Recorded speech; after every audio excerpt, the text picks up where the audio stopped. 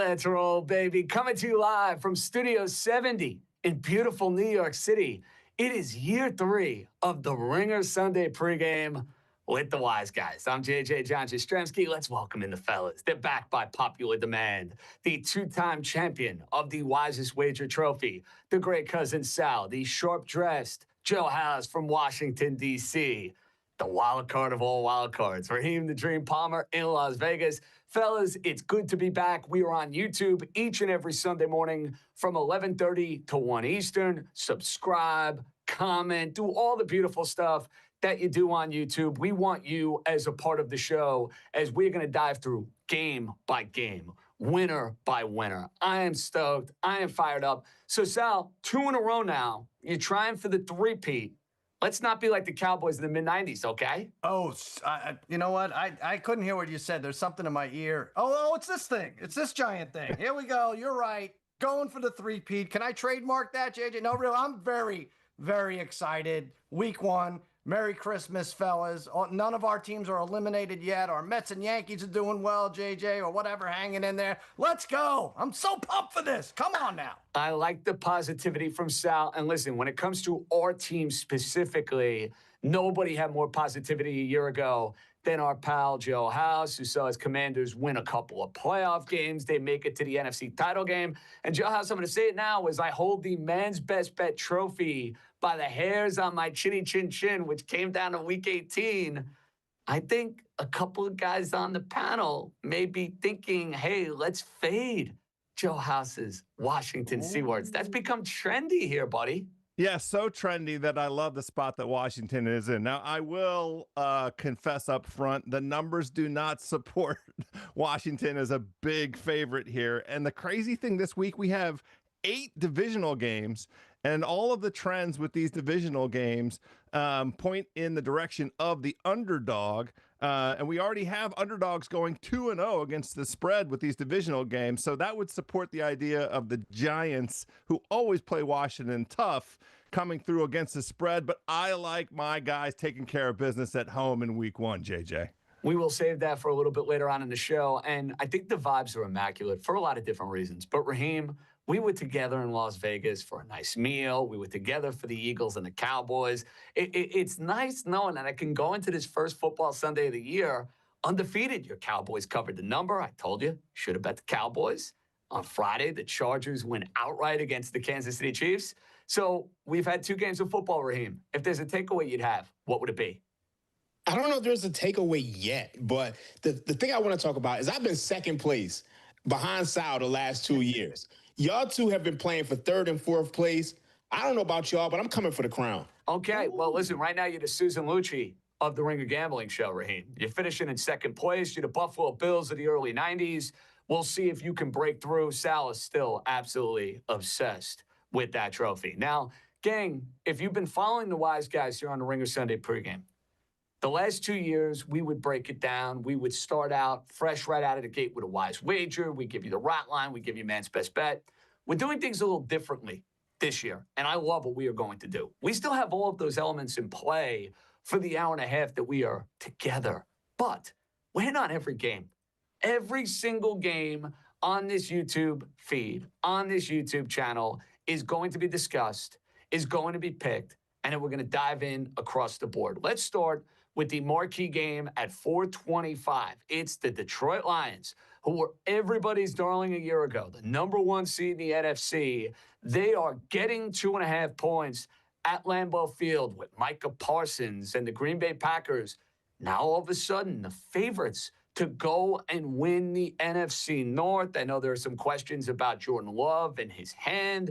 There are some questions about how the Green Bay Packers are going to be able to bottle up Jahmyr Gibbs and David Montgomery. Sal, you are the wise wager champion. I don't think you're going with this game as your wise wager, but what's your read and what's your feel for the Lions and the Packers today? Well, my feel is I wish I could just sit back and watch it because it's such a great game, but I kind of have a problem, so I'm have to have something on this. I feel like all the value is sucked out of Green Bay right now, both in futures and in week 1 here. To lay 2.5, to what they win 14 games last year, Detroit. I know they're done with the coordinator. Ben Johnson moved on, so everyone thinks they're going to fail by 6 games. There's going to be a difference. But those same people took all those guys you talked about in fantasy: Gibbs, Montgomery, Laporta, St. Brown. Well, I think that offense is going to be just fine. I'm taking a teaser here: Detroit plus 8.5 and over 41.5. I think it's going to be close. We talked about division games and how close they are and underdogs and this and that. We'll get to those numbers in a second. Plus, I can't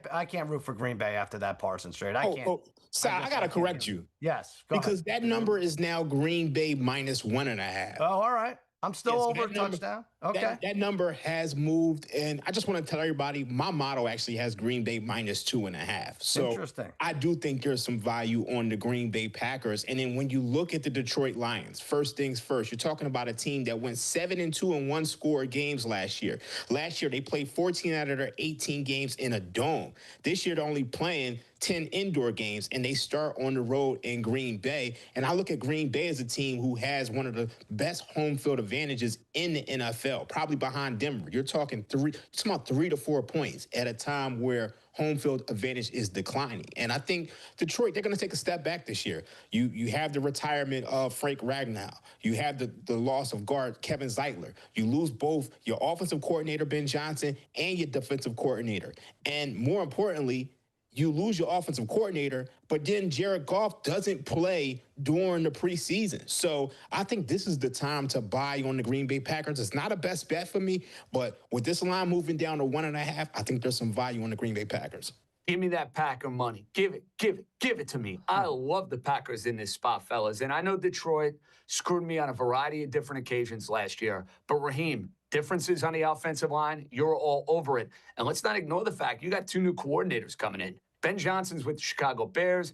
Aaron Glenn is now with the New York Jets. Now, House, I know you were still very bullish on Detroit throughout the course of this year, but in week 1 specifically, I like the Packers. Sal's rolling with a tease. What do you stand on Lions and Pack?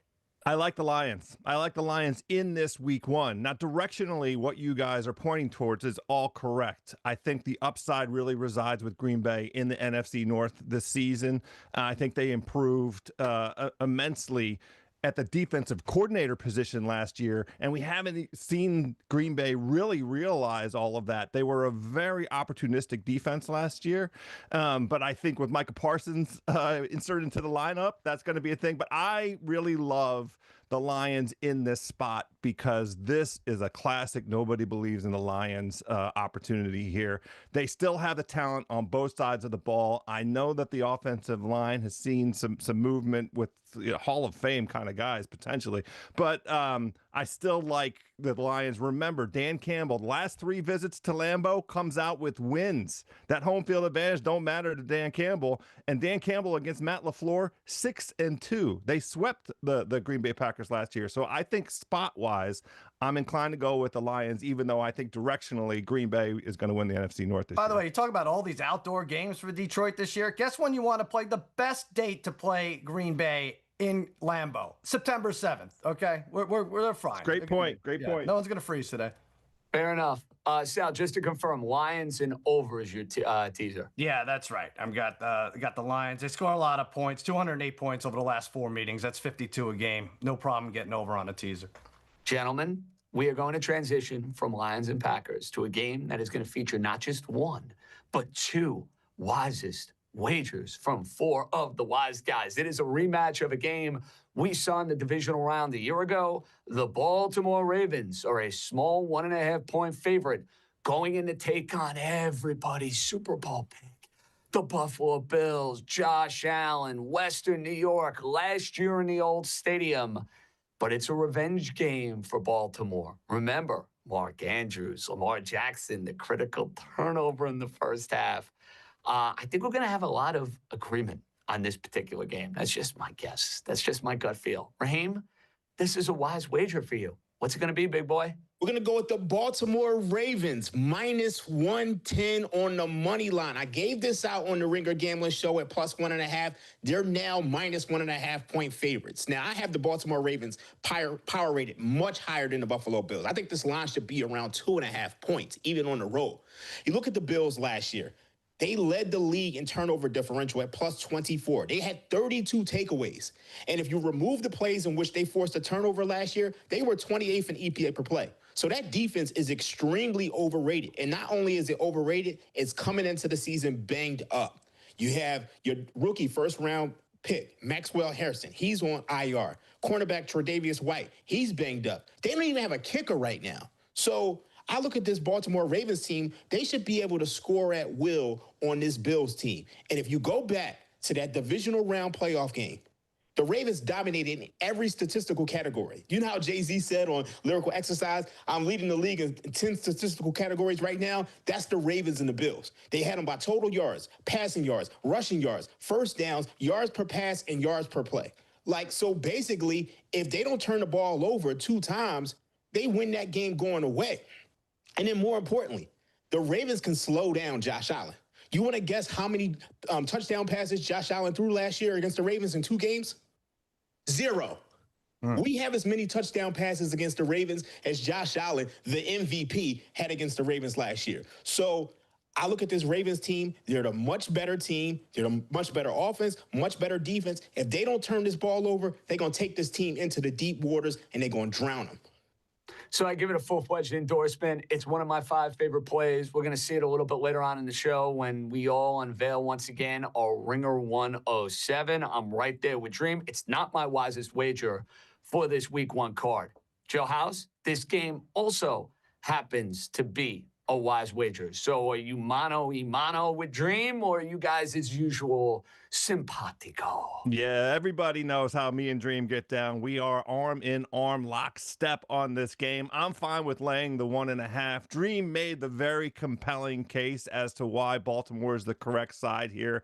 They just show up to this season complete on both sides of the football. I love the additions that they made on defense. The 2 guys they drafted were excellent. The addition of Jair Alexander at cornerback, just, the rich get richer. The one thing to be cognizant of if you are playing on Baltimore, on the Ravens, is they are not going to be able to run the ball out of their heavy personnel package the way that they had success last year against this Bills team, because both Patrick Ricard and Isaiah Likely are out. Those are their blockers for this heavy package for Derrick Henry to get loose. To me, they knew this coming in. They were able to scheme around it. I'm not worried about Harbaugh in Week 1. I just want to point out that we might see a different version. Don't invest too heavily in Derrick Henry props. That's the thing I would say. But I like the Ravens on both sides of the football for all the reasons Dream said, JJ. Okay, Sal, this game features an SGP for you. I think it's a very juicy SGP game when you have Josh Allen, when you have Lamar Jackson, when Derrick Henry could be involved in the equation. How'd you drop this SGP? Yeah, I just couldn't play with the line here. It just seemed a little flimsy, rat line-ish, a little to me. I get it. A couple injuries on defense for Buffalo. But honestly, both teams came into the year projected 11.5 wins. The Bills have lost 3 home games in like 2.5 years. They've won 3 out of 4 head-to-head with Baltimore. I don't know really why Baltimore's favored, so I would go over 43.5 adjusted. Henry touchdown. He's had 16 touchdowns last year, including 1 each versus Buffalo. Shakir, 60 or more receiving yards. He did it in 2 playoff games, and both times he played Baltimore. And Allen, 265 plus rushing, passing yards. That pays plus 503. But just enjoy this one. Should be a great one.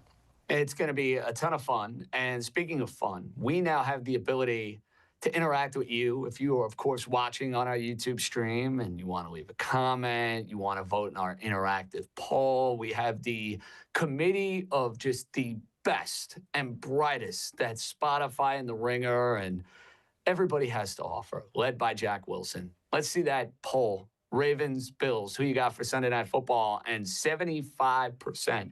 Oh, we don't have a graphic. That's okay. All right, I thought we had a graphic. 75% of you guys and gals like Baltimore over Buffalo. So the YouTube stream is siding with House and Raheem. I think people might have seen Josh Allen cry about Haley Steinfeld's acceptance speech for an Academy Award, and that moved the line a lot in Baltimore's favor. Hard Knocks. You had to say it. You guys don't watch Hard Knocks? That's what it comes down to, Sal. What can I say? All right, let's get to one of your favorites, buddy boy. Aaron Rodgers. He has a new home. Last year, everybody liked Aaron Rodgers and the New York Jets to win the AFC East. They fell flat on their face. Well, guess what? It is a reunion game. for Aaron Rodgers back at MetLife Stadium wearing the black and gold of the Pittsburgh Steelers. Then you have Justin Fields, who for the first couple of weeks of the year was the quarterback of Pittsburgh. And now he is the leader of the New York Jets. The Jets with the longest playoff drought in professional sports. The Steelers are a 3-point favorite. A very icky low total under 40 because we're talking about some sloppy conditions out at MetLife Stadium. And fellas, this is where I'm going to kick it off. This is going to be my wise wager, and we have a chat that we have put together. The minute the schedule came out, the minute they unveiled lines, I bet the Pittsburgh Steelers. I could not wait to bet the Pittsburgh Steelers week 1, where Mike Tomlin is great, Aaron Rodgers with a chip on his shoulder. Remember, Aaron Glenn basically gave him a 5-minute meeting in the quote-unquote exit interview, and I'm sure he took that personally. And if we're going to talk about revenge games and who I trust more, I am going to trust the Hall of Fame quarterback who, yes, is well past his prime, but is still leaps and bounds better than Justin Fields, who couldn't hit Cousin Sal, Joe House, or Raheem Palmer if you were wide open. I mean, the guy is just a running quarterback. That's what he is. I think Pittsburgh and Tomlin know everything there is to know about Justin Fields. You're going to have a whole lot of T.J. Watt. You're going to have a whole lot of Cam Hayward. And it may be ugly, and it may be public.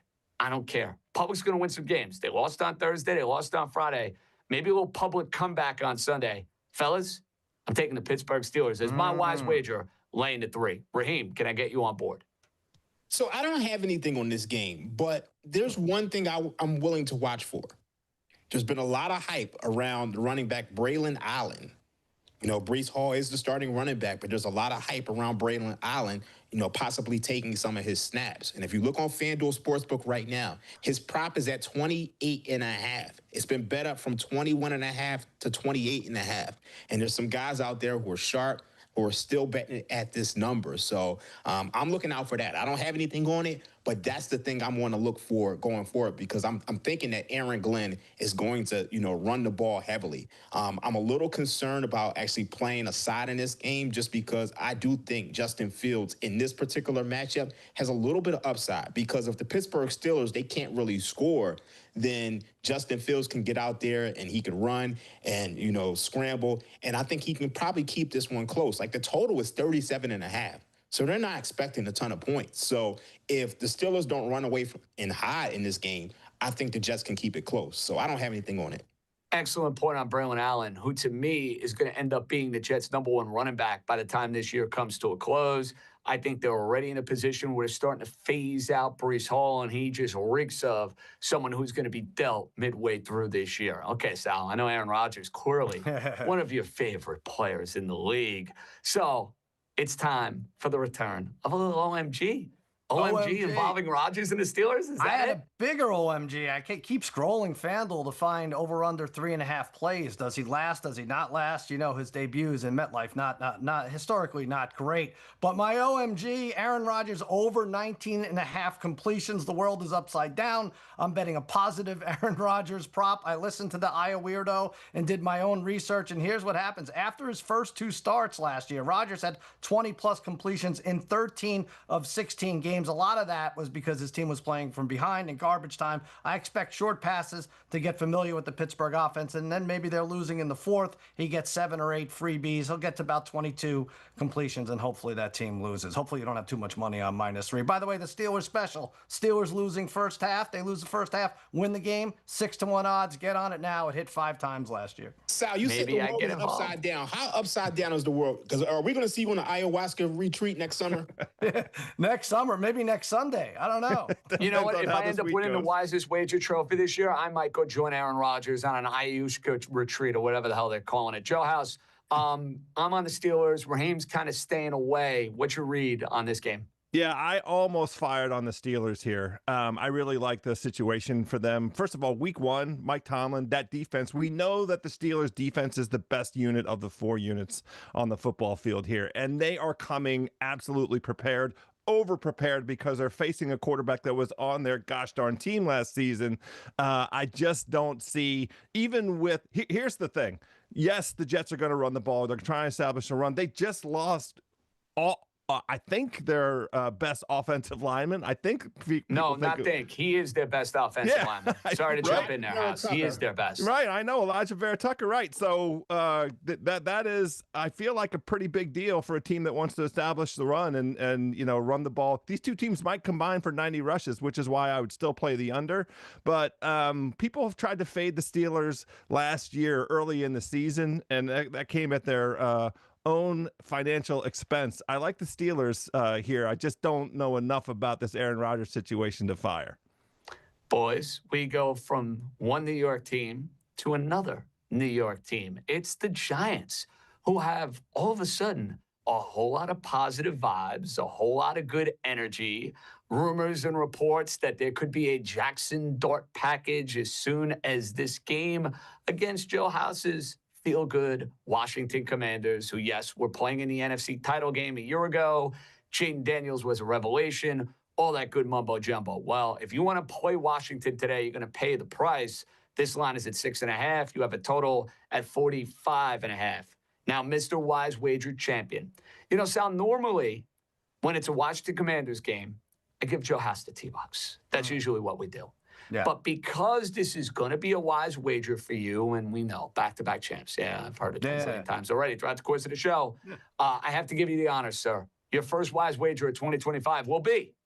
Well, it's a New York Giants, and this line, Raheem could speak to the line jumping, ping-ponging back and forth between 6.5 and 5.5, and now 6.5 again. And so I hate shorting Joe House's team. I still think we could be friends. We'll split 3 dozen roasted oysters somewhere along the line. But I don't like this Washington team at all this year. I think they were very, very lucky last year. You could take 4 games that they absolutely should have lost. That Hail Mary was crazy. That game against Philadelphia, even Dallas. There's a lot. They're the oldest team in the NFL by far, and this was before they signed Von Miller. So I think, and listen, let's throw that out there. We're going to hear this a lot about underdogs of 5.5 or more points, 13-2 against the spread, and 9-6 straight up in weeks 1 through 3. Division dogs 26-7 now with the 2 against the spread in the last decade. Russ also decent early on. Remember, he had 3 touchdowns and a 93 rating at Washington, actually, last year. I think the Giants are going to be a frisky team. They're going to win 6 or 7, but I think they're going to cover 11 or 12. And I implore FanDuel, please put up how many games a team could cover. I think that's more exciting than how many they could win. Give me the 6.5. G-Men will hang today. House and I will split oysters. It'll be fine. That is fantastic. Thinking about that idea, Sal. Yeah. How many games a team can cover and being able to bet on that? I mean, FanDuel, we love you. Let's go. Let's get that on the board. We'll be involved. Raheem, OMG time. Are you thinking what I'm thinking? Okay, so you guys know I gave out the Giants +7 on the Ringer Gambler show about a month ago. So I'm still riding with the Giants, but my OMG bet is the Giants money line. Because first things first, this line doesn't even make any sense. It's Giants +6.5. Let me remind you guys, September 15th last year, the Commanders, they're laying 1 against the Giants. They win 21-18 in a game where the Giants would have won and they would have kicked the game-winning field goal, but their field goal kicker got injured, so they couldn't kick the field goal.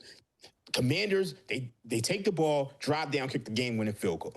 November 3rd, Commanders win 27-22. The line was 4. This is with Daniel Jones playing quarterback. So now you get a better quarterback in Russell Wilson. You add Abdul Carter to a defensive line that already has Kayvon Thibodeau and Brian Burns, and they're already strong. And you're telling me that this line is 6.5? How do you get to this number? So it doesn't make sense. So you saw the earlier line movement with Sharps betting this down to 5.5, and it appears that the public has just bet this up to 6.5, and it's given us some value. And I think there are a lot of signals. If you look back, dogs 78-62 against the spread, 56% in game 1. Dogs that missed the postseason, 59-45 against the spread. So there are just all types of signals for the Giants keeping this close. And when you look at the Washington Commanders, it's not like they have a great defense. And last year, they were 20 out of 23 on 4th down attempts. So they really got fortunate in terms of 4th down attempts. The quarterbacks they played Daniel Jones, Andy Dalton, Caleb Williams, Daniel Jones, Cooper Rush. They lost to Cooper Rush. Will Levis, Jake Hayner, Spencer Rattler, Kenny Pickett, Trey Lance, Deshaun Watson, and Joe Burrow. So outside of Joe Burrow, who do they play? I think the Giants keep this close. They've always played the Commanders tight, and they might even have a chance to win this outright. So the money line is my oh my God bet. Yeah, I'll take it a step further. Joe House is going to hate me. I'm taking the Giants outright as well. I'm taking it for man's best bet. I'm defending my title with Week 1, New York Giants, Washington Commanders, rivalry game. Both games were close last year. Historically speaking, the Giants have played Washington very tough. House, now you get to make the case for Washington because all three of us are taking the Giants in some capacity. I still love you, buddy. But why do you think Washington wins this game and maybe, dare I say, covers the number? Yeah, well, respectfully, Dream just went through all the quarterbacks Washington beat. He left out two important guys. They beat Baker Mayfield in Tampa last year, and they beat Jared Goff in Detroit last year. So those are pretty good quarterbacks at the most important time of year, which is the playoffs. But I will say this number stinks. I hated it when it opened. I bet it with Dream. I bet the Giants getting the 7 when it opened. I still think it's terrible at 6.5. This Washington team, who I am riding with, they are going to win this football game today, but I am not laying the number at 5.5 or 6.5 or 7. They have beat the Giants one time in the last 13 matchups by more than 5 points. They always play close, these two teams, and it doesn't matter the situation, the condition, whatever it is. This team also just 2-4 against Brian Daboll. I just proceed cautiously because there is all of this love for this Giants defense, and we'll see. I like the idea of Kingsbury scheming up against a very aggressive front. I love the addition of Deebo Samuel. I'm not worried about Washington's offense. It's on the defensive side of things. That Russell Wilson moonball, both neighbors, and you're going to hear this name in a little bit, Darius Slayton. I'm worried about those two guys against this Washington secondary that is very gettable. So I'm not laying the points, but I like Washington to win. Boys, let's keep it moving. Let's go to another 1 o'clock game. Fascinating division breakdown. Tampa, small favorite against the Atlanta Falcons. Feel like Atlanta has become very, very, very trendy in this particular game. Raheem, this one to you kind of stinks to the high heaven. Why is this a rat line? Oh, so this is tough. This actually got bet down to a pick 'em, and now it's back to like plus 1.5. It opened at 2.5. I think the thing that makes this a rat line for me is the fact that you look at not rookie quarterbacks. You look at quarterbacks who didn't play in the preseason. And I've been talking about this all summer long during the Ringer Gambling Show. You look at those quarterbacks who don't play in the preseason, they're 3-12 in the first half the last two years, and 9-6 against the spread in the full game. And a lot of times you see those quarterbacks, they go under their team total, and they also go under their prop. Well, you look at Michael Penix. He's only started 3 games in his career. If there's anybody you want to get some more reps and play some snaps in the preseason, it's Michael Penix. Now, I think a lot of sharps are betting on the Atlanta Falcons based on the fact that Tampa Bay, they're missing Tristan Wirfs, big guy on the offensive line. They're missing Chris Godwin. And that Tampa Bay defense isn't very good. So to me, I can understand the line move, but at the same time, I don't trust Michael Penix in this spot. It's just he hasn't had a lot of reps. He didn't play preseason. So this is one I just want to stay away from. Sal, just so you know, me and you are the only 2 people in America that took Tampa to go to the Super Bowl. Just letting you know. Oh, there we go. That's it. Well, Dream's right. Their defense kind of stinks right now, but we know defenses can turn around more than offenses, right? So I think Tampa Bay's in a good job. I think they have the Offensive Rookie of the Year on their team. I would stay away from this. I'm like Dream. I'm staying away from this because of the injuries. I think Tampa obviously is the class of the division if I have them going to the Super Bowl, but this could be something where you lean on their division odds to win after they lose this game. So it's a stay away and watch for me. We have not gotten to a total yet. We're moving a little bit more rapid fire. Let's hit the Niners, who are small favorites at Seattle. It's weird. It felt like everybody was out on Seattle throughout most of the summer. We did our breakdowns on the Ringer Gambling Show. And over the last week or 2 weeks, I feel like the Seattle love has been all over the place. Sam Darnold's their quarterback. I just want to remind everybody of that. We haven't had a total yet from any of the wise guys. Raheem, you got a total for me? Yeah, I think I like the under 43.5. And it's just solely based on the fact that Seattle, they've been like a top 12 defense under Mike McDonald. And then you look at the San Francisco 49ers, they've been completely banged up on offense. I don't know what's going on with Christian McCaffrey, Juwan Jennings. A lot of these guys are just banged up. Obviously, Brandon Ayuk isn't in the lineup. And then when I look at the other side of the ball, the Seattle Seahawks, they don't have a good offensive line. And you're bringing in Sam Darnold, and we saw him take 9 sacks in a playoff game. So the last thing you want is Sam Darnold with pressure. And I just don't think he's going to be the same quarterback that he was in Minnesota when he had Justin Jefferson and Kevin O'Connor. So I'm looking at a low-scoring divisional game, probably a lot of running. You probably could take some props on Kenneth Walker because I think he'll probably hit that. But I don't see a lot of points in this game at all. Boys, let's keep the rapid fire going. We have Tennessee and Denver. And just so everybody knows, this is going to be the #1 pick for most, including John Jastremski, when it comes to his Survivor. And we remember how last year's Survivor went. It was an all-time record. I think I lost like 6 weeks in a row. Let's hope I can get out of week 1. Yes, I think Denver is going to find a way to beat Cam Ward and the Tennessee Titans.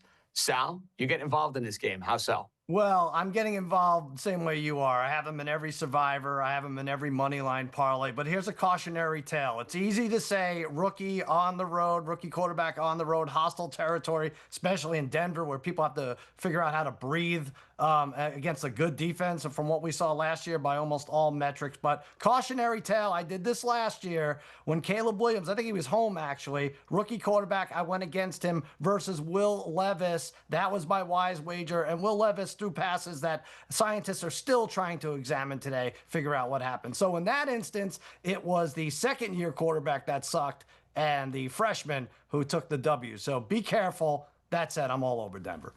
House, I know you're the king of the tees in the parlay. Am I okay throwing Denver in parlays today? Yeah, I mean, parlay and tees, you got to find, a good price for the tees. But yeah, this Denver money line, it is. The only thing to be worried about is that nobody on earth picked Tennessee, which is why this line was 7 kind of midsummer. I bought that 7. I loved it. But as folks got their heads around the case that this is Cam Ward's first opportunity to play professional football, and it's at Mile High Stadium. It's not just a rookie quarterback on the road. It's also at Mile High against a defense that is universally regarded as one of the top 5 defenses, if not top 2. Just too tall a mountain to climb, so to speak. I don't love the 8.5. I wouldn't lay the 8.5, but Denver to win outright feels like the right side. Gentlemen, it wouldn't be a Ringer Sunday pregame with the wise guys if we didn't hear from the Podfather, who right now is still licking his wounds from what happened with Kansas City and the Los Angeles Chargers. Billy Boy, what do you got for us?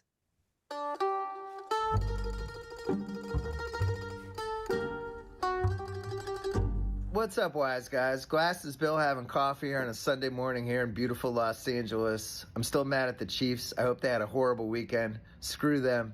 Anyway, here's what I like looking at the lines right now at FanDuel. Denver money line at home going against a rookie QB in his first start. Sounds great. Let's put it with Seattle, a team that I really like this year. Alt line plus 3.5. They could even lose by a field goal to San Francisco and we still win this. But I think they're going to win. And I don't care if House doesn't believe me. I think they're going to win. Seattle plus 3.5, Denver money line, that is minus 105 on FanDuel. And I promise you that is a better bet than anything JJ has today. I'm going to enjoy my coffee. Have a great show, guys. Thanks, Bill. So clearly, Mr. Simmons on board with the Bronco money line.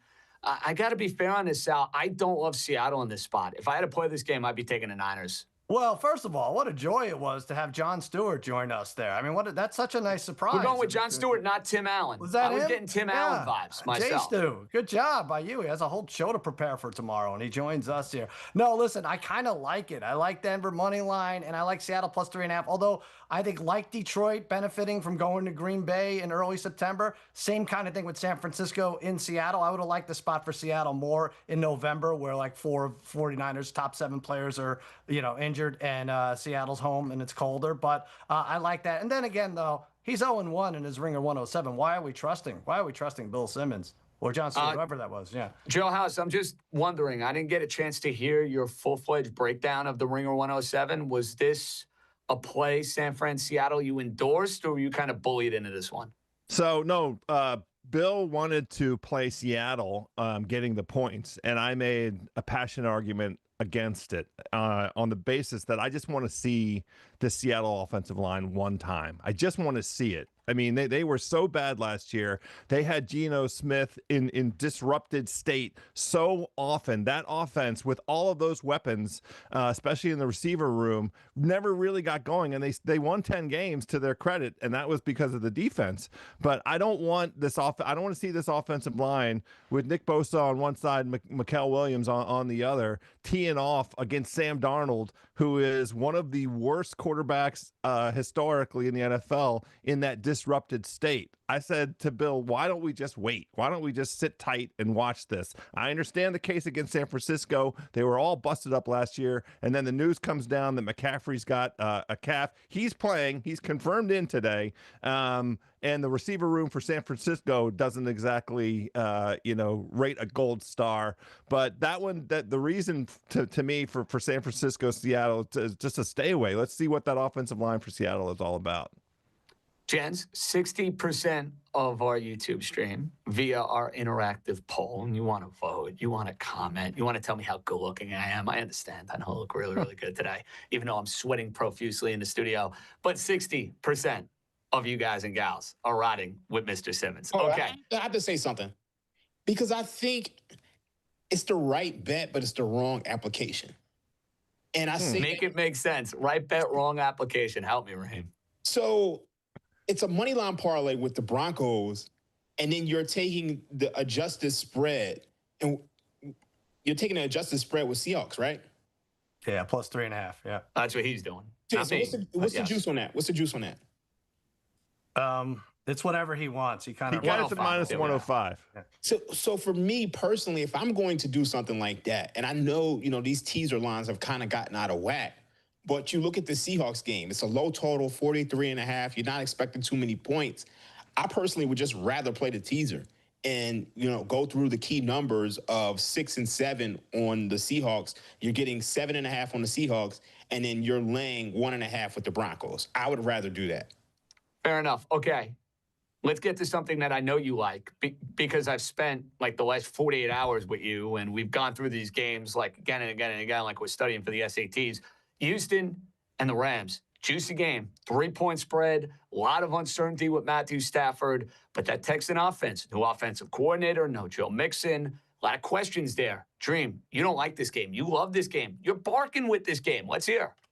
Yeah, I think this is another situation in which the wrong team is favored. Matthew Stafford, and this is my entire handicap. Matthew Stafford is 37 years old. He's coming off a season in which he was 26 in EPA per play, plus completion over expectation. Making matters worse, he didn't practice nearly the entire preseason with the back injury. He had to get an epidural, and then you look at their left tackle. He barely practiced this preseason as well because he had a blood clot in his leg. He just started practicing the other day. And now you got to go against the Texans defense, which was 6th in EPA per play and 4th in success rate. You got to deal with Will Anderson Jr. and Daniel Hunter. 13 sacks last year. And this is a head coach in DeMeco Ryans, which blitzed 26% of the time last year. So he's going to put that pressure on Matthew Stafford. And who knows if he wants to get hit. And if you look at the Rams the last 3 seasons, they tend to start out slow. They've lost the first half in each of the last 3 season openers. And teams who rested their starting quarterback in the preseason are 3-12 against the spread in the first half. I know they're 9-6 full game, but I think this Texans defense, if you get behind, I don't know if you're going to be able to throw your way back into the game. And I know the Texans, there's some questions on the offensive line. There's some questions at running back. But I'm willing to give C.J. Stroud the benefit of the doubt. You got Bobby Slowick. They threw him in the bushes. Now you got Nick Caley coming in at offensive coordinator. And I think the Houston Texans should be able to get it done. So I'm going to Texans on the money line. That is my man's best bet. I also think this is a good under. I like the first half under. I gave this out at 22.5 the other day on the Ringer Gambling Show. It's now 21, but I think this is going to be a low-scoring game, and I think the Texans are going to be able to pull this out. That's my man's best bet on the money line. All right, let's keep it moving. Bengals, who are very trendy because of their offense, but they never win in week 1. They always struggle against the Brownies. This line's at 5.5. Sal, Cleveland, one of the worst teams in the league, at least according to the consensus. That said, they're spunky. against Cincinnati. Are they live in this game? Yeah, and they're my man's best bet at plus 188. And I know the Browns suck. They're going to end up with anywhere from 3 to 6 wins, and the Bengals will, be sniffing the playoffs. And Watson and the Haslams teamed up to murder this team's future. But I'm going to focus on numbers. 24-7 against the spread for division dogs. I know we're not talking against the spread, but that means they play these pretty close. More importantly, Zach Taylor, 1-10. 1-10. That's his record in weeks 1 through 3 the last few years. He just doesn't have this team ready for some reason. I know there's fantasy darlings, right? Everybody drafted Chase number 1 and Burrow and Higgins. We did it fine. But number 1 in week 1, it just doesn't click. I think they'll be good. The Browns will end up being lousy. It was a 1-score game in Cleveland last year, and that's with Cincinnati running back the kickoff. So also, I think Raheem will appreciate it. Over the last 3 seasons, the point totals in Bengals week 1 games have been 43, 27, and 26, all hitting the under. And every game for the last 6 has gone under in this series. So under, not a lot of points. Pretty good job taking Joe Flacco to maybe get it done in week 1. And then the Bengals will be fine. House, you hit me with an OMG. How you hit me with an OMG? Yeah, it flows directly from Cousin Sal's proposition here, which is that the Cleveland Browns play the Bengals tough. The Bengals come out slow. I'm playing the Bengals team total under 26.5. It feels inflated to me by 2.5 to 3 full points. The Bengals team total has gone under 6 straight times against this Browns team, and part of that is because of how aggressive they are up front. This Browns team under Jim Schwartz, my guy Joe Burrow, negative EPA in half of his starts against the Cleveland Browns. 8 career starts, 4 of them negative EPA, and he just doesn't really get going against this Browns defense because of how aggressive they are up front. You got Myles Garrett, you got Mason Graham. They're going to rush, and that offensive line for the Bengals sucks once again. So I like the Cousin Sal play, and I like the Bengals team total under 26.5. Listen, I'll make it an OMG bet. I'm taking the Browns outright in this game. I just don't trust Cincinnati's defense. There's just way too much negative karma here with Cincinnati in these early week games. I know they played Joe Burrow in the preseason. That's great. They can't block, and they can't play defense. Hold your nose and take the Cleveland Browns outright in this game. I know Raheem disagrees. I know Raheem thinks there's a Bengal route, and I think the alt spread is definitely in play in this particular game, but I'm feeling some grossness. I'm feeling Browns outright. Okay, Vegas, New England, tight game. Damn, you didn't let me speak about it. Well, I got to move the show. Listen, it's all good. It's all good. Don't kill the messenger. I got to keep this moving so we hit on every single game. Good. That's why I follow We go to the rules 1:30, JJ. What do you have, a date? We'll go to 1:30, Listen, 2 o'clock. What do you care? Don't kill the messenger. Don't kill the messenger. Joe House, Vegas, New England. We know Simmons is fired up for his Patriots. There's questions, though. That offensive line is still a question. Christian Gonzalez and his health going into week 1 is a question. And Vegas very much improved because they got a real head coach and they got a real quarterback. How do you feel about them in week 1? Yeah, it's my man's best bet. I am taking the Vegas Raiders on the money line going into New England and, poking a hole in the widespread enthusiasm in Patriot Nation for this Patriots team to make a run all the way to the playoffs, apparently. Christian Gonzalez is out. And that is a huge deal for this New England defense. That pass defense was already vulnerable at one corner position. Him being out just crushes them. Geno Smith with Pete Carroll, that combination leads to Geno being in a non-disrupted state where he is super effective. And I am just going to fade the New England offense in week 1. That's the offense that I have more questions about. I like this Raiders situation coming in. They grab the upset outright in New England this week. Boys, the Dolphins and the Colts, 2 teams that nobody likes going into this particular year. Well, I know this about week 1. Tua plays pretty darn well first game of the year. Daniel Jones normally does not. Let's also throw in the fact that the Indianapolis Colts have not won an opener in over a decade. So, yeah, when the Dolphins lose on Sunday, I'm going to be pretty miserable. But here's what we're going to do. SGP, 4-legger. Dolphins to win the game. Tua to go over 225 passing yards. Daniel Jones going to be making plays with his legs with that Dolphin pass rush. 20-plus rushing yards. And then Jalen Waddle, who I think has a resurgent bounce-back season, 50-plus receiving yards. We're taking that SGP. It's at 439, and it reeks, hopefully, of a winner for my sanity. I need sanity at this particular point in the year. Now, Cousin Sal, you have something that you want to share with us because a special someone joined you on the Ringer Gambling Show earlier in the week. The playmaker, 88, Michael Irvin, one of my favorite people, one of my favorite guests. I asked him, I asked him a bunch of things, but I think what we're going to see is his pick for Offensive Rookie of the Year. And if I will be alive to see the Cowboys win a Super Bowl. And he has a hilarious answer. Move over, Chappelle. I think Michael Irvin's the funniest comic in America. Here it is.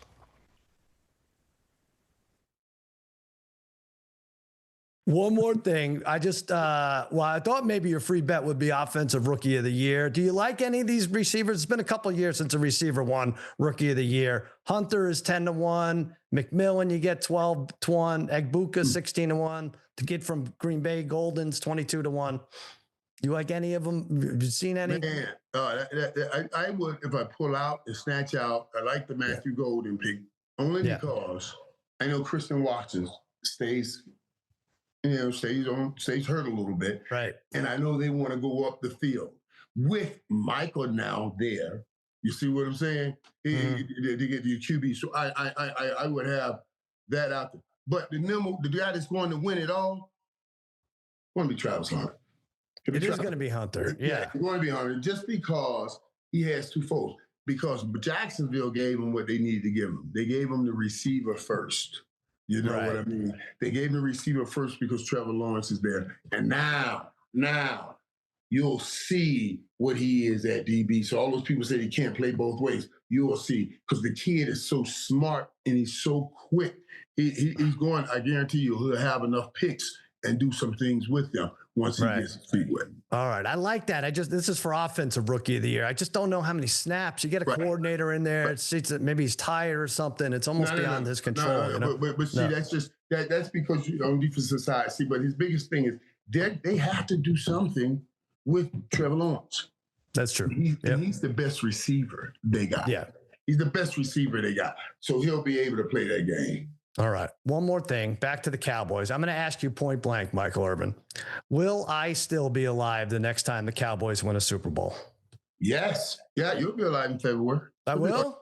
In February? Yeah, you'll be all right. You'll be alive in February. Don't worry about it. This February? You'll be alive in February. Don't worry. You'll be alive in February. I walk 1.5 miles twice a week. I hope I am alive in February. Yeah. The playmaker and Cousin Sal worth the price of admission. Boys, the goal of week one is to keep it moving, for goodness sakes. That's what we're doing. We're running sprints like the Syracuse team did after barely beating UConn. We are moving. Panthers and Jaguars. This line opened at 2.5. It was steady at 3.5. You could find some 4.5s in the market. It is skyrocketing through the roof.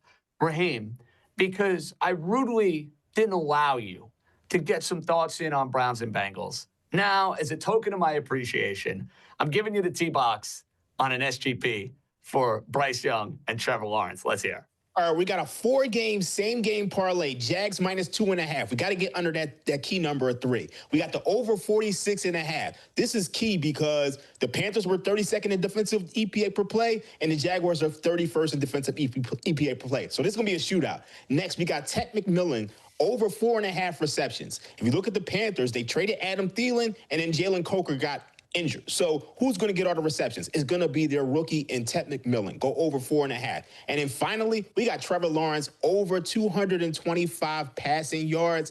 I really like this one because we know the Panthers, they can't stop a nosebleed. That same game parlay pays almost 4.5 to 1.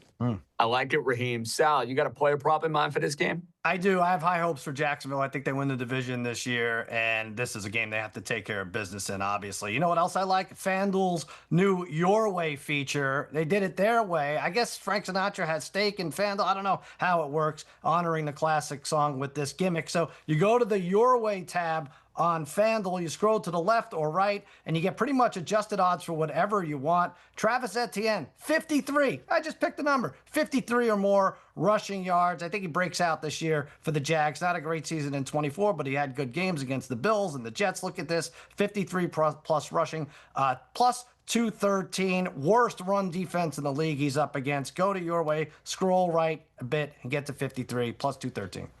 House, let's just hope that Travis Etienne doesn't fumble like he did in Miami in week 1. Just saying. Well, you can still get to the 53 yards. Right. I just want to say that I love the Jags, but not at 4.5. I love the Jags. That number has just gotten crazy bet up. Okay, this is my rat line because I have no desire to bet this game under any capacity, any way, shape, or form. The Cardinals and the Saints, the game stinks. It's gross. There were questions about Kyler Murray going in. Cards are laying 6.5, totals at 42.5. House, you have an SGP in this game? Explain. Yeah, I don't think this game stinks. This is an interesting game. The Cardinals are the darling for, potential playoff position out of the NFC. And who knows what the hell's going on with New Orleans. But a perfect setup for this delicious treat. I have 2 trays and an Olave. May I please serve you 2 trays and an Olave in a 4-leg same game parlay? We have Chris Olave over 4.5 receptions on the idea that Spencer Rattler will be spamming that man with short route, quick throws to protect Spencer Rattler and the Saints on offense. Trey Benson, the backup running back for the Cardinals, with 25.5 rushing yards. Low number, and I think that the Cardinals are going to be mindful of trying to protect James Conner throughout this season. So if the Cardinals get out by margin, I like the idea of Trey Benson getting some cleanup yards. He might get this with only four or 5 carries. The Arizona Cardinals, let's just bring that number down to under 2.5. The line's inflated. I don't like laying all those points on the road at New Orleans. And then Trey McBride, the go-to guy for Kyler Murray. All we need is 5 catches out of him. That's he wakes up in the morning and catches 5 balls. That pays nearly 5-1 plus 492 on the FanDuel Sportsbook. That is my 4-legger. It's a juicy one, and it's a little under 5-1. We like the sound of that. Boys, we've been in the kitchen. We've done some beautiful things. We'll get to Minnesota and Chicago a little bit later on in the show, but I can't resist before Joe House leaves. I just can't. It's time for the Week 1 edition of the Anytime Touchdown Family Meal.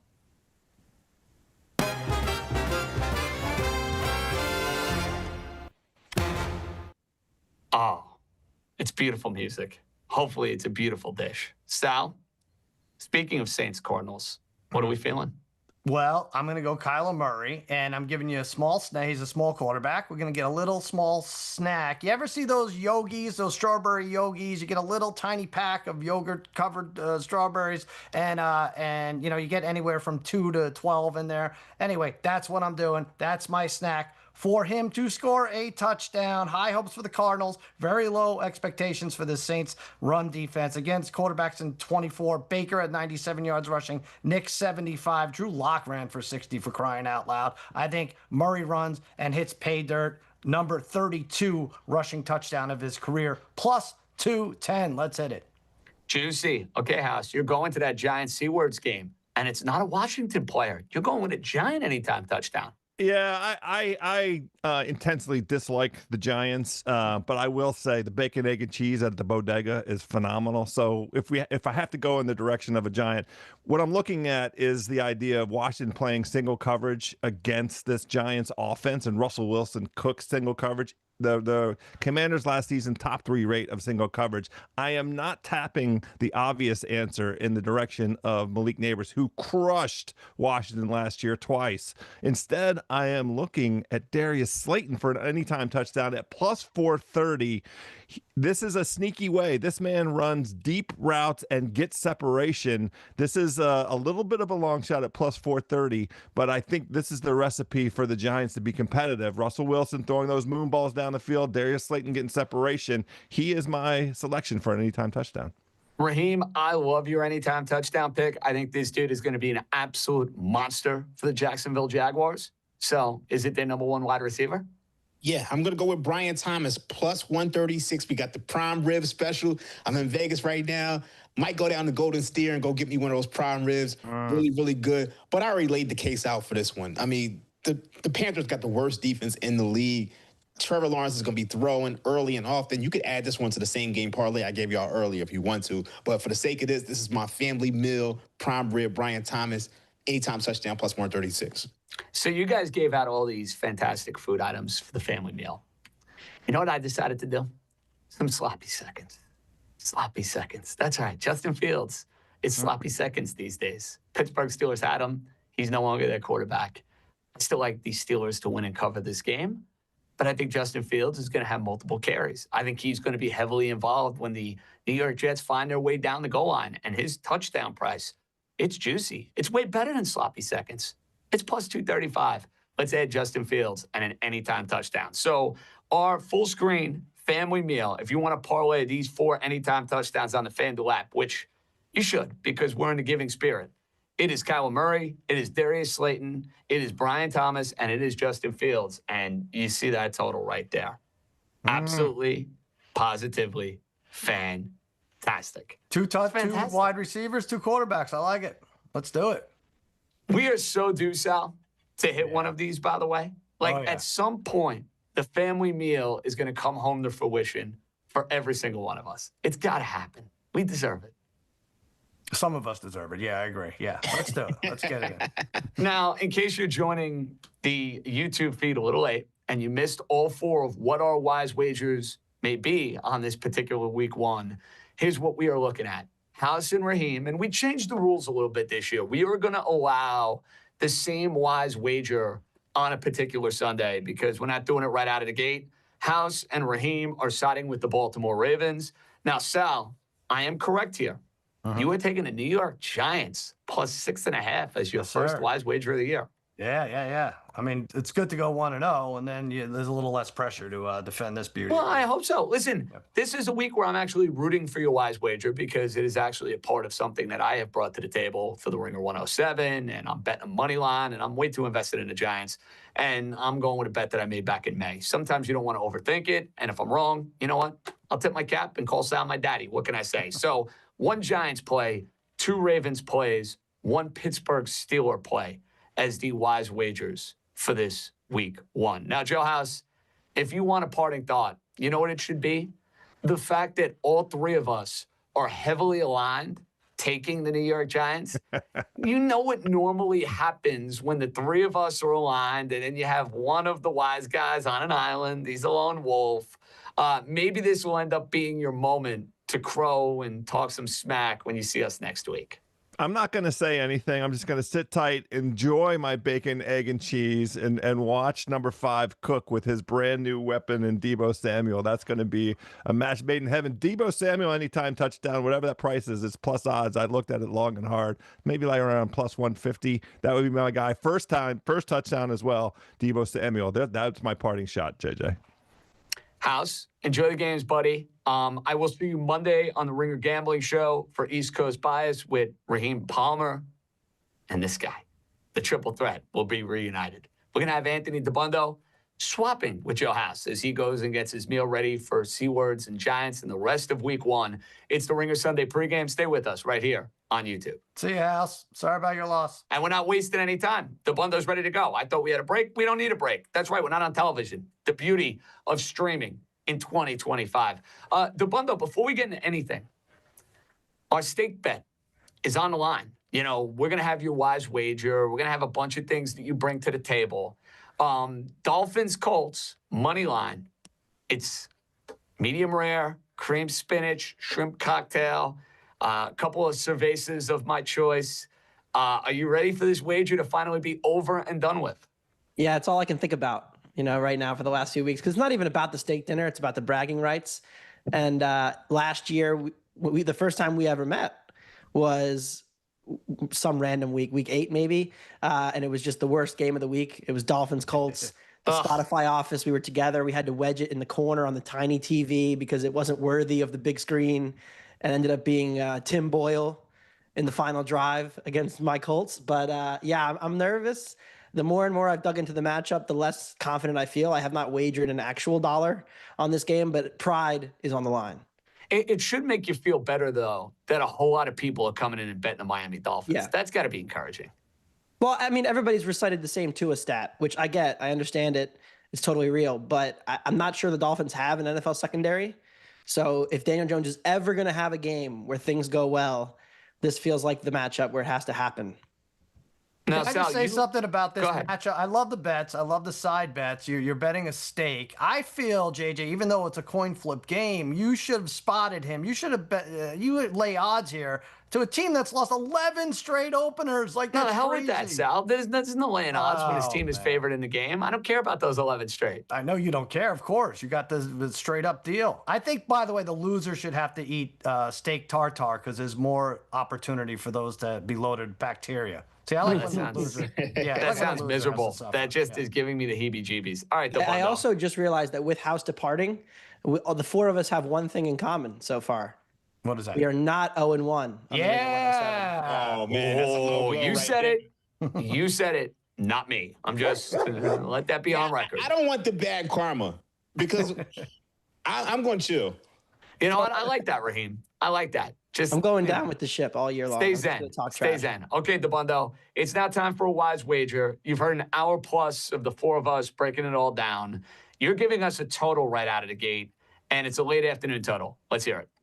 Yeah, Texans Rams under 43.5. We did the Ringer 107 on Friday, and we are not allowed to do totals. This would have been in my favorite picks, but I just don't like this matchup for either offense. Raheem went into the whole thing about the Rams offense and all the question marks surrounding Matt Stafford. How many times now have we seen the Rams offense start slow? And they're also two defenses that are pretty good at taking away the deep ball. We've seen Houston's offense for 2 years now, and I know it was a different coordinator, but just struggle to move the ball. They couldn't run it. They weren't good underneath. It was a lot of CJ Stroud playing hero ball, throwing it intermediate deep routes to Nico Collins. That was pretty much the offense. Rams graded out pretty well, taking away deep passes last year. Houston graded out elite, taking away deep passes last year. So I think both of these teams are going to be forced to be methodical. I'm not sure Houston can do that, especially with all of the injuries, the Joe Mixon situation, Christian Kirk being out. His number 2 receiver is a rookie. So you're looking at a very shaky offensive line unit for both sides here. I like both defensive coaches in the game as well. So I'm going with the under 43.5.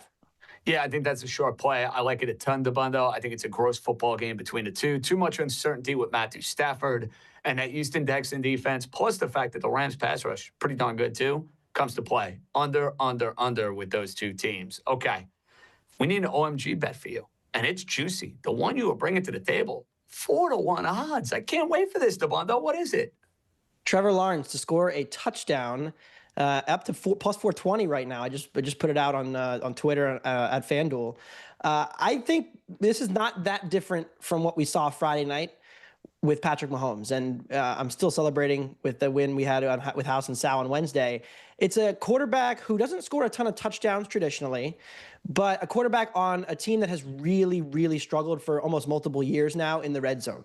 And I do think there will be some of a directive from Liam Cohen and part of the offense to get Lawrence's legs more involved because he is a capable runner.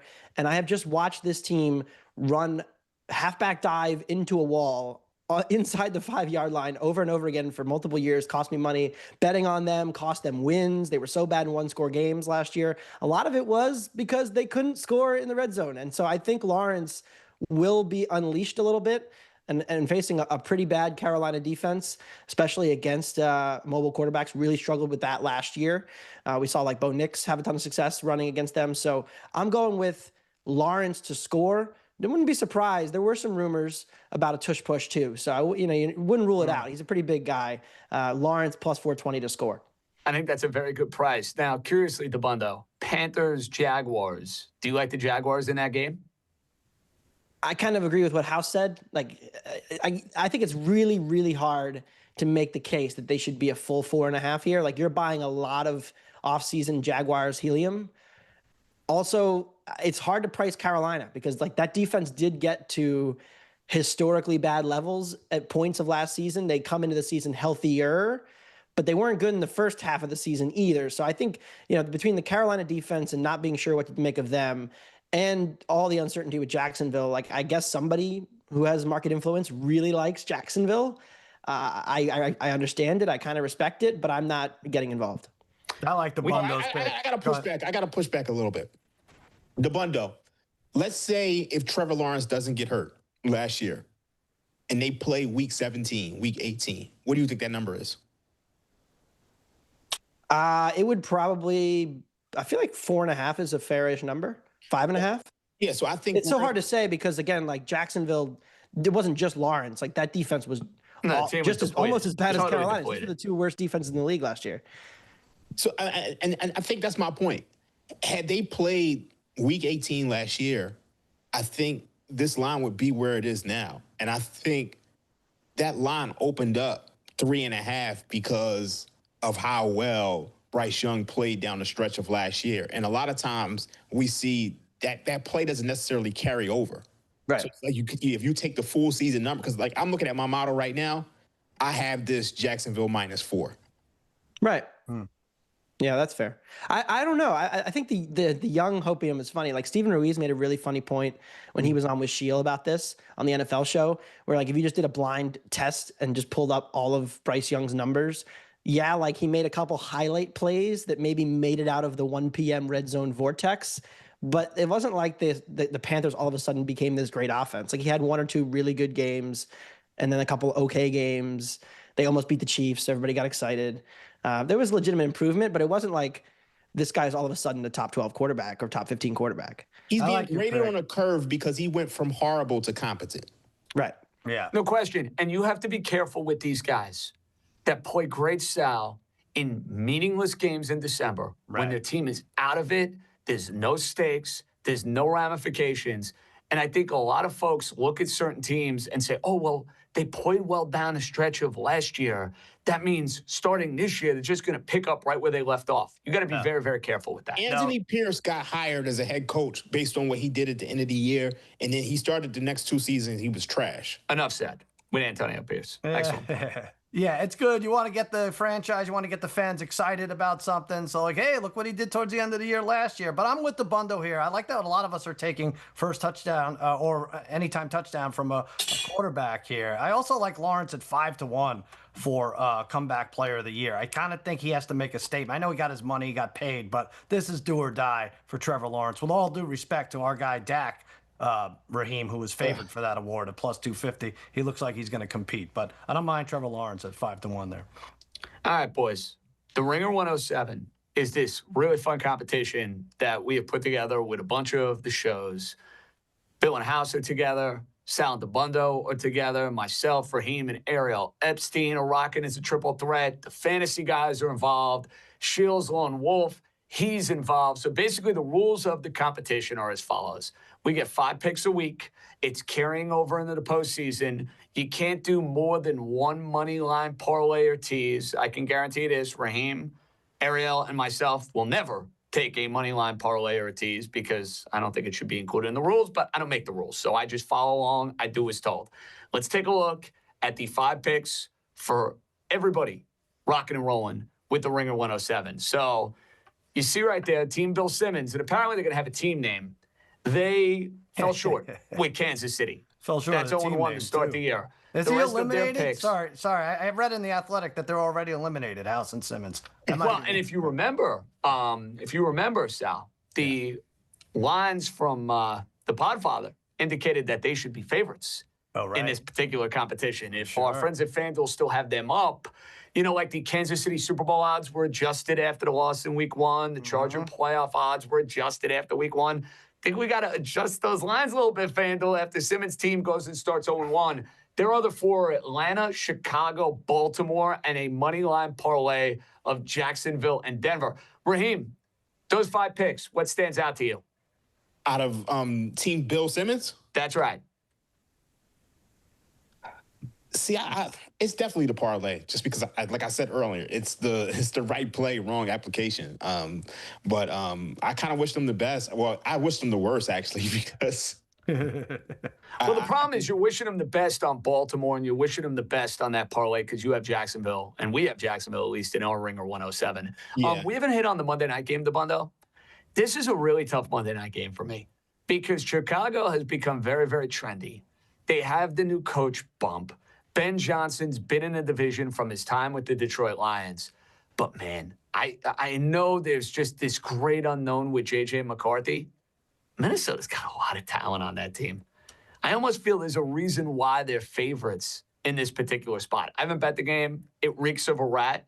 Do you have a read on Minnesota and Chicago? I took some under. I think both, Dennis Allen got a lot of bad press as a head coach, and like he probably isn't head coach worthy. But when he was defensive coordinator and when he was with the Saints as the head coach, it was the defense that was always pretty respectable. Now they bottomed out like the last couple of years. The talent really got old, and they had a lot of injuries last year too. But his defensive coordinator positions have generally held up. Like they've been top 12 most years. And I think that unit might come around even faster than the offense because we're seeing this in, all the mixed reports out of training camp. I think the Bears offense could be a work in progress. Like you can even go back early Lions. Like they didn't take off right out of the chute. It took them some time to mesh with all the timing stuff and all the reads that require the quarterback. So I think that, especially going up against Flores, could be a tough opening game. And then the same thing goes for McCarthy on the road again, and what should be a pretty hostile, jazzed up Bears environment. I think this all points to the under for me. Wouldn't be surprised to see both coaches maybe try to ease this along with their quarterback by focusing on running it a little more than maybe they normally would. Sal, you getting involved with this game? I'm kind of sick of it all, honestly. There had so much fluff for J.J. McCarthy, who we haven't seen. And you look at the big games he played in college, and he wasn't asked to do much, and he didn't do much. And so let's see what happened. This is an injured quarterback who's coming in, who hasn't taken snaps. And on the other side, Ben Johnson. Let's see how he does as a head coach. Let's not put the Bears in the Super Bowl just yet. I give the Bears the slightest edge, but I'm really kind of sick of all the puff pieces for these two sides. Interesting. Like now, Bears. Dream, there was a bet that you made, or you wanted to make, I should say, that we had listed for the Monday night game that we didn't get to. So I feel like this is a good opportunity for you to jump in on this game. Yeah, I like the Bears. So first things first, the Bears are a team I want to buy on. The Vikings are a team I want to sell on. You look at the Vikings last year, they won like 11 one-score games. And you're talking about a team who had a league-leading 33 takeaways. They were plus 12 in turnover differential. We know that's going to regress this year based on how turnovers naturally regress and the fact that they have a rookie quarterback in there. So I expect more turnovers from the Vikings offense and less turnovers from the Vikings defense. And when you look at the defense, they were just 14th in pressure rate, 29%. But it's just like they blitzed a ton. So it's just like, I'm just not seeing a defense that's as good as they performed last year. And when I look at the Bears, you bring in Ben Johnson. I think there's a little bit of correlation between how the Lions do and how the Bears do. And I think Ben Johnson was truly the genius over there. And I think Caleb Williams should be able to perform a lot better. I think they fortified the offensive line.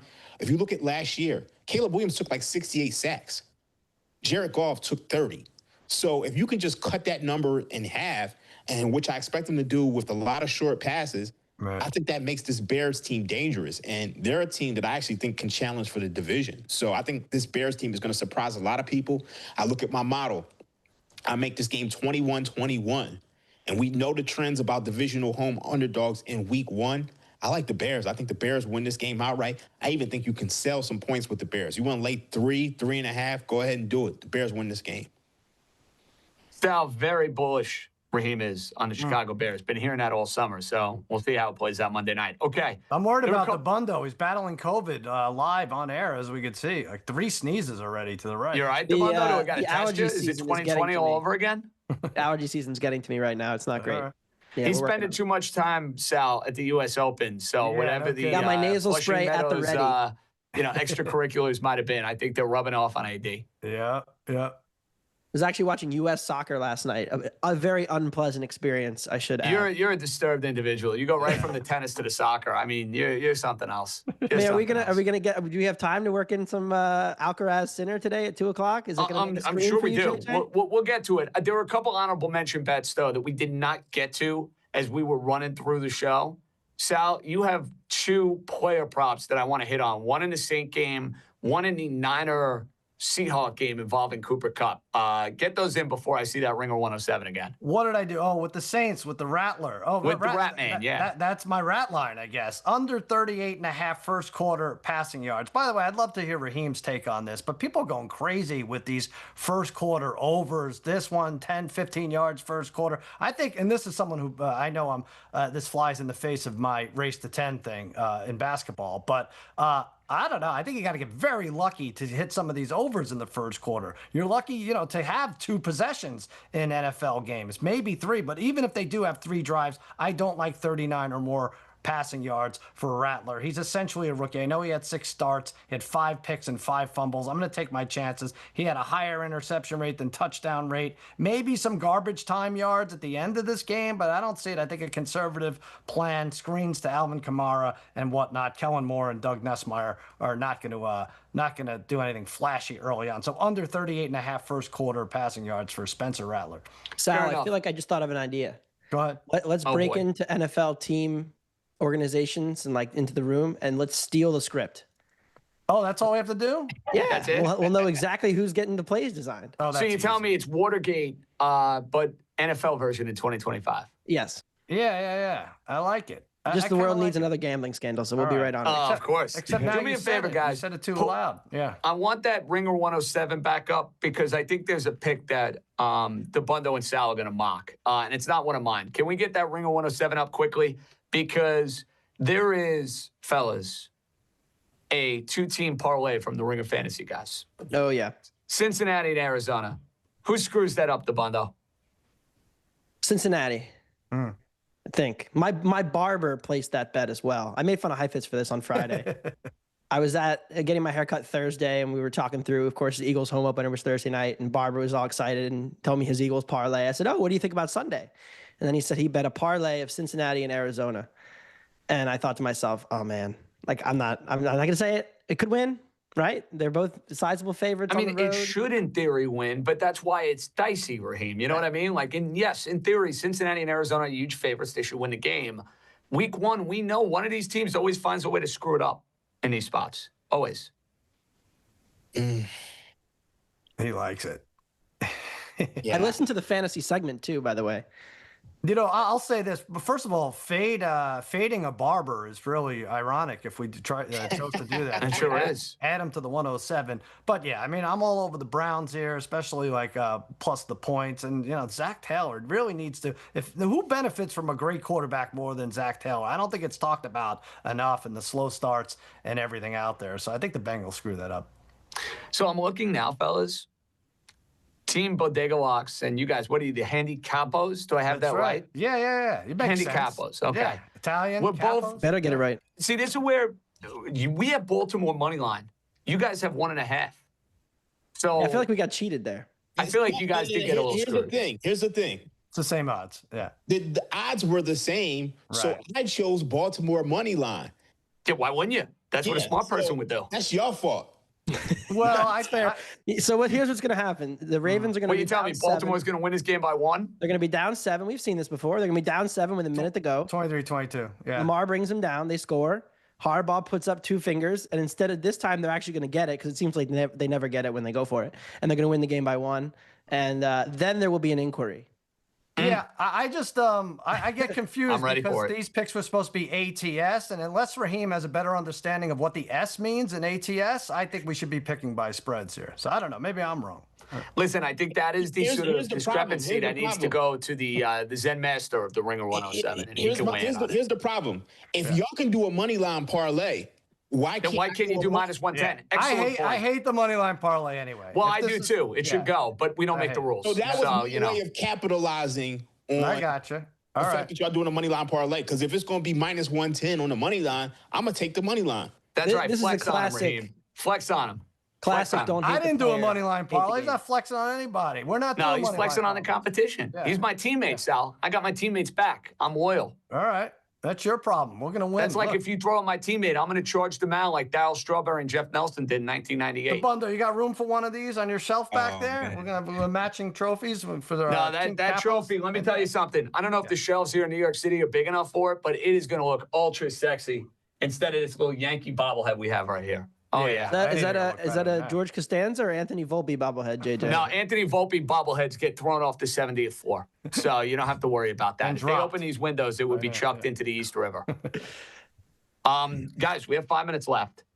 We have to do a little 5-minute frenzy. Is there anything that we're going to look to add to bet over the next 5 minutes, Sal? Well, there's no, I have not hit Twitter or scoured any last-minute injuries or anything like that. We didn't really hit on any. I'm not sure. Micah Parsons on a snap count. Raheem Mostert is out. Who cares? Let's see what else we got. Andrew Thomas out for the Giants, but we knew that. That's about it. McCaffrey will play at least the first snap. Yeah. All right. Well, that's good. That's a good sign going into week 1. I do like that. Yeah. Apparently, and just because the weather could end up being a factor in a bunch of these games, it is pouring in New England for this Raider-Patriot game. Absolutely, positively pouring. Totals at 43.5. Really? I just drove the Jersey Turnpike. It rained the entire way. That can't be good for the weather in the Jets game. I was going to say, Dabbundo, from a Jets-Steelers standpoint, does that actually help the Jets if this game is in slop? I think so. I mean, the total got bet down. Which scares me a little bit. These under 30, like when totals are between 36 and 39, you're like, oh, it's so low. They usually go under. Way more often than not, they play to just these incredibly low totals. And then the Rodgers numbers, when he doesn't play preseason, his efficiency is usually through the floor. So, yeah, I mean, Tomlin and Glenn, like if you were engineering a football game to be the ugliest, lowest scoring, over by 315, they could probably catch the third set of the Alcaraz match if they want to take the train over to Queens. Like that's kind of where we're heading on this one. I'll say this. I think one of my worst betting habits is reading into the weather too much. Like and thinking too much about it. That's fair. Yeah. Didn't you text us, Dabbundo, like, oh, it's pouring in Philly? I'm like, oh my God, I'm going first half under. I was like, and then like they kick off and everything's fine. There's not a drop of rain in sight. Was it you just trying to throw us off there, or was that a real thing? That was me upset after a 10-minute walk, of which I got absolutely soaked. Okay. Oh, guys, Browns is down to 4. You got to remember, when it comes to weather, wind is the most important factor. Right. Because, I mean, precipitation, it doesn't really hurt the offense, especially, it actually might help the offense because the offensive player knows where they're going. The defensive player doesn't know. I always think back to that Lions versus Eagles game from 2000. The Shady McCoy game. I know exactly which one you're referencing. It was 2013 thing because, like that line was 55.5. It got bet down to about 49. The score was 8-0 at halftime. And then in the second half, they went like 50-plus points. All hell broke loose. Yeah. Correct. Yeah, so it was absolutely insane. So you just always got to remember wind is the most important thing because you can't throw in the wind. Whereas with, snow and rain, you like they call it snow overs. Mm-hmm. Yeah, the only precipitation in the Cowboys-Eagles game was Jalen Carter spitting on Dak. There you go. A little wetness. Wetness. Dabbundo, the Browns is down to 4.5, buddy. Sharp. I mean, look at us getting that closing line value. Wow. Can't wait to cash it in with the CLV merchant. Are That you was as high as surprised? 6.5 too. Raheem, are you surprised that Rams, at least on FanDuel's getting juiced at -118 at the 3? Oh, I got to speak on that Bengals game. Actually, Okay. my model likes the Browns. It really likes the Browns. So I did expect that to be the sharp pick. I just think there's a ton of variance in that game. I think either, the Browns really keep this close or the Bengals, blow them out. So I think it could kind of go either direction. So I wanted nothing to do with that game. As far as the Rams game, it feels like the public is on the Rams. The Browns are hard to rate too because we had how many games did they play with Deshaun Watson and Dorian Thompson-Robinson last year? When they were non-competitive. Correct. Right. So you No all chance. their numbers are thrown out the window for me. Like Stefanski's a good coach. And Flacco's not good, but he's competent. I think all the Browns, worst team in the league stuff may apply later in the season when they decide that they want to try something other than Joe Flacco. But it doesn't. I don't think it applies to the same level in week 1. It's still weird that it went down a full point a few minutes before. There was Joe Burrow seen with a polka dot satchel or something entering the stadium. I don't know what moves this line that much. I'm glad. I feel like I'm on the right side, but it is weird. Boys, week 1, Ringer Sunday pregame, a success. And we're going to have the closing number. We're going to have these live crazy bets that are going to come our way. I can't wait till London, to Madrid, all these insane European games come our way. Dabbundo, good luck with your tennis. I look forward to steak medium rare if the Dolphins cooperate. Newsflash, they probably won't. For Anthony Dabbundo, Raheem Palmer, Cousin Sal, Joe House, and John Jastremski, good job by the entire staff back in California and here in New York City and in Las Vegas. Boys are out. Enjoy week 1. Be good, everybody.